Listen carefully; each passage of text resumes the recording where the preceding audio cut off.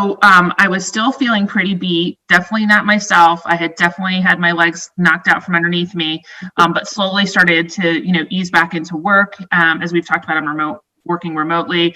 And I think my coworkers all knew it was kind of too soon. They're like, wow, you're really dragging. Maybe you need another day off. And I was kind of taken aback, like, come on, guys, I'm great. I was not great. I can do this. Yeah, like I was not great. It was definitely not great. And so just, I tried to do as much as I could. I had went to the doctor. And then the Wednesday before Thanksgiving, I woke up and I was not feeling good again, like wiped out, short of breath, which that had subsided, which is, why we felt like I was kind of on that upward trajectory. And I was just really getting winded easily. Simple things like getting up from the couch and walking, across the room to the kitchen to go get a drink of water. And I was out of breath. I'm like, yeah, I should go get this checked out just because I shouldn't. This kind of went away and now it's back. I need to get this checked out. I was concerned about the other family members in my house. And there's just so much that's not known. I mean, they say that after a certain number of days where your symptoms, where you've had symptoms, you should be safe, and they don't have examples of or cases where it's been transmitted to other people. So I just want to be careful. I'm like, oh my gosh, am I potentially infecting people again? I hadn't left my house yet, but I was very much worried about, my husband. I had left my house to go to my doctor, but that was it, So I decided to go to my doctor that morning and get it checked out. So around 10:30 a.m. went over there, and so I just want you to listen to my lungs, make sure there's not like a pneumonia that happened here. Am I walking around with I was laying down for so long, like what's going on? And he listened, and my lungs seemed pretty clear. And what he was worried about was clots. So he said, when you're laying down for a long time, you have risk factors associated with blood clots. And we know it's a known thing with this virus. So he did a little physical examination in his office. And I hadn't had any of the classic symptoms that you would expect to see if you have clots, which is swelling or change in temperature, with any of your extremities. And I didn't have any of that because I knew that would have been, my doctors have been telling me all along the way, like if these kinds of things happen, get yourself to the emergency room. So he was really worried that there might be microclots, or maybe I had an embolism. And the only way, pulmonary embolism, which is basically a clot in your lung. And so he said, the only way we can be sure is if you go to the emergency room, and you can either drive there yourself or I can call an ambulance right now. That was not how I was expecting that doctor's office visit to go. Yes.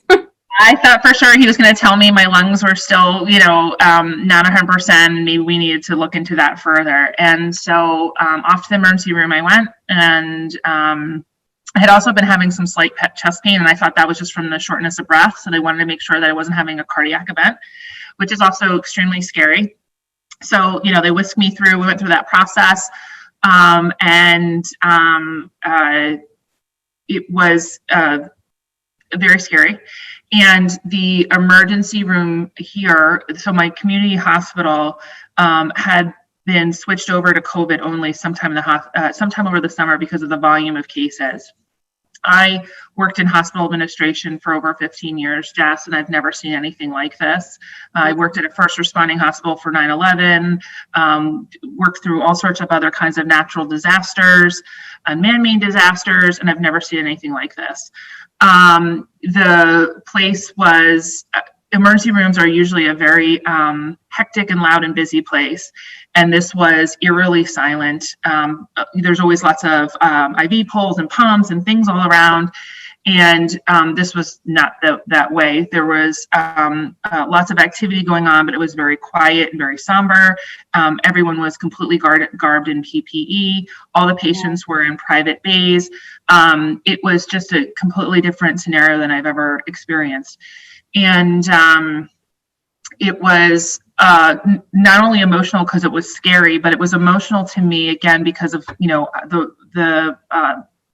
my career in healthcare and hospital administration, and just seeing it through that lens and understanding how just completely stressful this is for the frontline workers. And now here I am contributing to what they have to do, right? After I've tried so hard to not be ill. Yeah.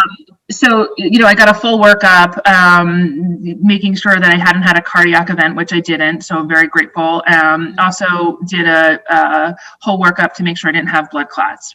And then they found I was very, very dehydrated, which goes to the GI issues. And so they had a fun time trying to find a place to do all the IV lines and everything. And gave me some fluids, which certainly helped me feel better as well. And by that evening, I got to go home. But the thing of it is, I don't think people fully appreciate just the level of stress that this is causing for our frontline doctors and nurses and the technicians and everyone else. I mean, when they took me into the CAT scan, because again, we're checking for clots, and they had everyone nice and spaced out. And so as I was coming out, there was a patient who was very clearly having difficulty breathing, and there was a nurse standing there, pumping oxygen into his lungs, into his face. And so that is very fatiguing. I'm sure if you did this motion for a long period of time, you get tired pretty quickly. Yeah.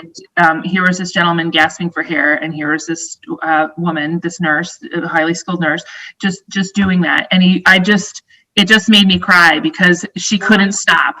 That man needed her to keep doing that.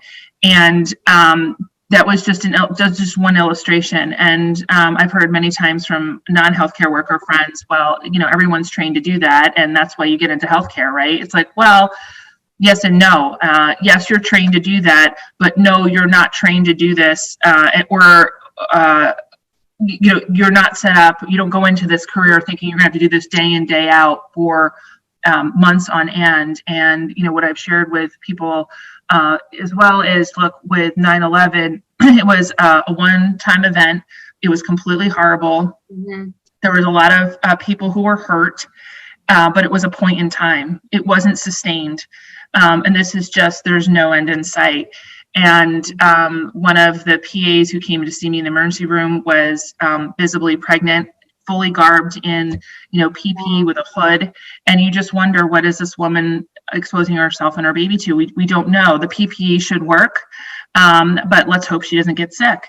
And so, the nurses had visible marks where they had scabs on their face from the masking. And it's just, they continued to do their work compassionately and with strength I'm just in complete awe of. And I know how horribly ill I felt, and I wasn't, thank God, sick enough where I required assistance in breathing or getting enough oxygen. And I think that's, there's a misconception out there, Jessica, that there's, it's not that big of a deal. And certainly if you have a mild case or no symptoms, that's probably going to be your experience. It's not that big of a deal. Yeah. And there's a spectrum, right? So I was considered a moderate case. Okay. And it was very real. And I was the sickest I've ever been in my life. And here we are 6 weeks later, and I'm still not 100%. And then there's people who are more severely ill, and we don't want anyone to get to the point where they have to go to the hospital, because that means that you're not able to get enough oxygen. And so you're either going to be given oxygen, through the nose, or if you're not able to respirate enough, be put on a ventilator. And those are very scary things, and no one wants to be that sick. And it is a really big deal. I had been measuring my oxygen level at home on a little finger pulse oximeter. And so my oxygen level stayed constant the entire time.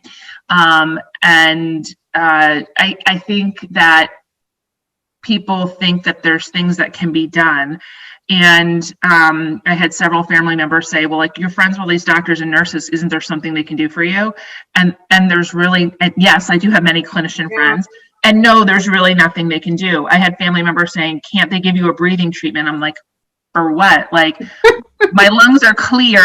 There is no breathing treatment. Like, my lungs are clear. If I was having difficulty there'd be something they can give. But there was with the joint pain and stuff like that, Tylenol barely took the edge off. And, throughout all of it, really all my doctors could offer me is if you start to get very dehydrated, we can obviously give you some IV fluids and it'll help you a little bit there. And it wasn't till weeks after that, the start of it that I actually started I truly did need that. But I think there's this misconception out there that there's something they can do for you. And certainly if you are in an emergent situation where you are not getting oxygen, yes, there's things they can do, but none of us want to be in a place where we need our help getting oxygen, right? And when I was in the emergency room, one of the clinicians had shared with me, I asked him, like, do you have a lot of patients who come in kind of in my situation where they've felt better and then it's kind of taken a backslide where you start feeling really lousy again? And they have seen a fair amount. And she said, yeah, and at that point I was at day 26. She said, there's a gentleman who's also here, he's on day 15 and he started feeling better, but now he's got those terrible body aches again. And I'm like, they're really painful. And she said, I said, well, that was my experience. I had really, really bad pain. I have no doubt that he's probably really suffering. Mm-hmm. And she said, yeah, and there's nothing they can give you because when you give patients pain medicine, it can slow down their respiration. So if you are potentially having trouble breathing or tightness in your chest, or you have an illness where that can happen, the last thing a doctor would want to do is give you medicine that's going to slow down your respiration, right? Mm-hmm. So it's this very tricky kind of thing, and there's really not stuff that doctors can give us to help alleviate the symptoms. And I think people don't understand that. And certainly people in my sphere who are not clinicians didn't understand that. Like, isn't there anything? And I must have asked all my doctors that I had 3 or 4 doctors who were helping me through this process. I asked, is there anything else I can be doing? Is there anything else I can be trying to do? And it was rest, fluid, Tylenol if you get a fever, Tylenol for body aches, the general stuff they tell all of us, eat healthy foods when you can, that's really it. Right. And, if you have a sore throat, you can take some lozenges, but, we all know how those don't really help you too much. Right. So I think, and then in terms of 2 weeks ago, went back for the doctor, 2 weeks after the emergency room visit, and, was still short of breath. He listened to everything and said, it's just taking some patients longer. Long haulers, right? Just takes some of us longer. And it's pretty common in moderate cases that it takes folks a little bit longer to get back and they have to build their stamina back up. And so he gave me a challenge to be able to walk around the block without getting completely winded. Like I'd run 5 miles, and said if I was not able to do that, to come back and they would do another cardiac workup to make sure I didn't have long-term damage to the heart, because there was nothing, my lungs are completely clear. So, and it's a little bit counterintuitive too. You've probably heard other stories about this, and I've certainly heard it from other people who've had it, where they say, you still don't feel good, but all the tests we have come back in a normal range, right? The lungs were good. My blood pressure is good. I didn't have a fever. I'm getting enough oxygen. All the labs that they ran, everything looked in normal range, and you definitely don't feel normal. And so there's a little bit of frustration there because you're looking for answers. What can I do to feel better? And there really aren't any. My doctor told me many times that time is the best tincture with this. You just have to wait. And that can be very frustrating when you want to just get back to your regular life. And I want to get back to my walking and sprinting up the hill at the end of the walk. And it's just going to take some time to build that back up.